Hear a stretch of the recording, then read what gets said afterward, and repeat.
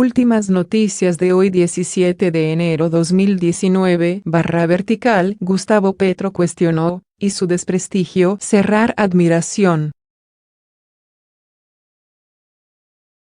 El senador y ex candidato presidencial, Gustavo Petro, comenzó 2019 como terminó 2018, dando explicaciones de una serie de hechos que amenazan su imagen y prestigio como líder de la izquierda colombiana. Desde hace varias semanas, cuando el senador termina de argumentar alguno de los señalamientos, aparece uno nuevo y sale, otra vez, a defenderse. De jaque en jaque, no ha sido un político del común ni predecible. Su historia está marcada por la militancia en la guerrilla del M-19, por hacer fuertes debates de control político, por oponerse al sistema y por contradecir las bases derechistas, mayoritarias en Colombia.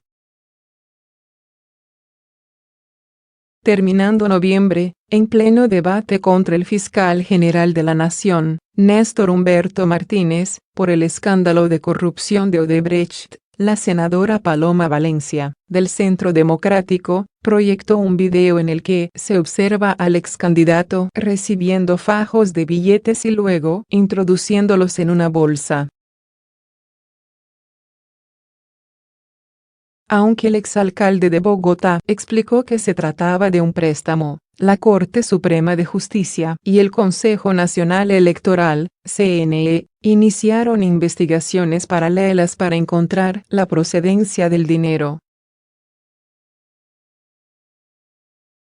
Casi un mes después, el excandidato presidencial recibió otro golpe. Esta vez, el CNE negaba la personería jurídica de su movimiento político Colombia Humana, por no presentar lista de candidatos para las elecciones del Congreso, lo cual los obliga a recoger firmas para las regionales de octubre de este año. En los últimos días del año pasado, la Fiscalía inspeccionó la casa de Juan Carlos Montes, uno de los implicados en el video de los billetes, en donde encontraron 2 pagares de préstamos en efectivo por un monto de 100 millones de pesos. Según el ente acusador, uno de los 2 no fue reportado en las cuentas que la campaña a la presidencia debía informar al CNE. Aunque la gerente de la campaña, Blanca Durán Hernández, aclaró y publicó los soportes de los gastos, el CNE analiza si abre formalmente investigación por este hecho. Campaña de desprestigio. El colombiano quiso hablar con Gustavo Petro sobre estos hechos, pero no fue posible obtener alguna respuesta. Los que sí compartieron su opinión fueron Ollman Morris, concejal de Bogotá y precandidato a la alcaldía de la capital, y Ángela María Robledo, representante y ex fórmula vicepresidencial del senador. Para ambos, los señalamientos son persecución política y campaña de desprestigio. También afirman que las investigaciones en su contra se dan como respuesta por denunciar la corrupción de Odebrecht. Cada paso que él da denunciando aparece una contraofensiva.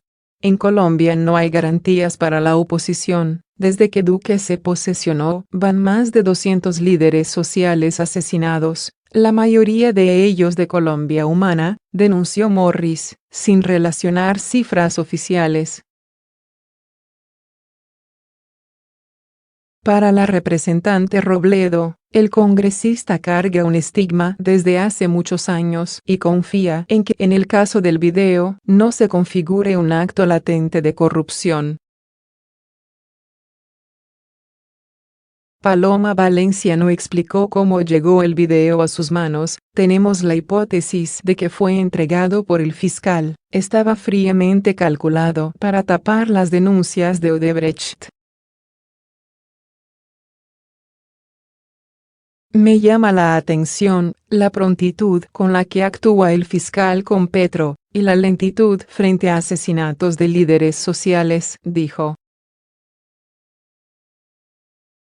Juan Carlos Arenas, profesor del Instituto de Estudios Políticos de la Universidad de Antioquia, considera que no vale la pena calificar el asunto de persecución política, porque hechos simples e incluso de contornos borrosos como el video o el tema de los pagares, adquieren una relevancia distinta gracias a las interpretaciones que se hacen, y a la frecuencia con la que se difunden hechos que no han sido aclarados sustancialmente.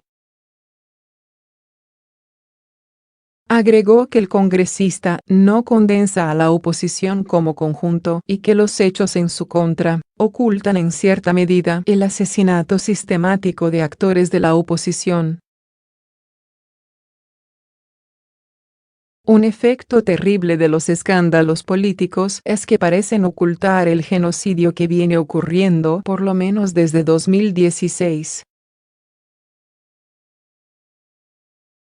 El periodista y político Otman Morris fue más allá y culpó al uribismo del complejo momento político que atraviesa Petro. ¿Quién controla el CNE? El uribismo, la máquina de desprestigio más grande conocida en las últimas décadas en Colombia. La fiscalía no los investiga y siguen campantes, señaló. ¿Sufrirá la izquierda en 2019? Los alcances que tendrán estas investigaciones en las elecciones regionales de este año están por verse. Después de obtener más de 8 millones de votos, el senador se convirtió en un hombre capaz de romper con la hegemonía de gobiernos de derecha. Para el docente Arenas, estos asuntos pueden perjudicar las posibilidades de la izquierda en las elecciones de 2019. Se pueden dividir dado el mal ambiente que se ha construido alrededor de figuras como Petro y su grupo político. También pueden producir una sensación en medio del electorado de que todos son corruptos y que de ese modo no vale la pena apostarles a alternativas de gobierno. En un par de meses las campañas se intensificarán y los ataques entre grupos políticos serán más comunes, momento definitivo para medir si el congresista mantiene su electorado a favor o si los escándalos le pasarán factura. Reforma pensional sería poco popular para el gobierno en año de elecciones. Algunos congresistas dicen que esa fue la razón de fondo que tuvo el gobierno para no presentar el proyecto en 2019. Sectores políticos se pronunciaron luego de que el gobierno nacional anunciara que este año no presentará la reforma pensional que necesita el país. Congresistas aseguran que la decisión se tomó porque es una medida totalmente impopular en pleno año electoral. Así lo señaló el senador del partido de la U Armando Benedetti, quien considera que una iniciativa de esa naturaleza podría ir en contra de ciertos intereses políticos y empresariales. El gobierno dejó de hacer la reforma pensional este año porque en primer lugar es bastante impopular, sobre todo en época electoral, y en segundo lugar, porque se meterían con los grandes cacaos, señaló. El Fondo de Pensiones Privados tiene 210 billones de pesos y del rendimiento por temas de salud a ese fondo es del 7%, mientras que los cacaos, que son los dueños de ese fondo, pueden sacar hasta el 40% de rendimiento, agregó. Otros creen que es acertado que el gobierno quiera socializar mucho más una propuesta antes de llevarla al Congreso.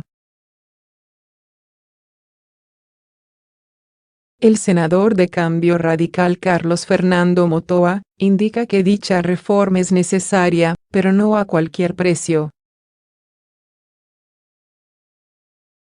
No se trata de presentar una reforma por presentarla, el gobierno tiene que aprender de los errores que han ocurrido en los últimos meses y pensaría que el próximo semestre ya tendríamos algo más claro sobre lo que es una necesidad en Colombia y que no necesariamente debe identificarse como el aumento de la edad de pensión en el país, manifestó. El ex senador conservador Hernán Andrade afirma que la reforma pensional no puede aplazarse más allá del 2020. Las cifras que demuestran que estamos llegando a una bomba pensional de 200 billones de pesos. El gobierno no se quiere dar este año esa pela, pero si no se la da este año, le toca el otro, manifestó. La ministra de Trabajo, Alicia Arango, dijo que la reforma que está construyendo el gobierno del presidente Duque no subirá la edad de pensión, respetará los derechos adquiridos y dejará en pie la pensión sustitutiva.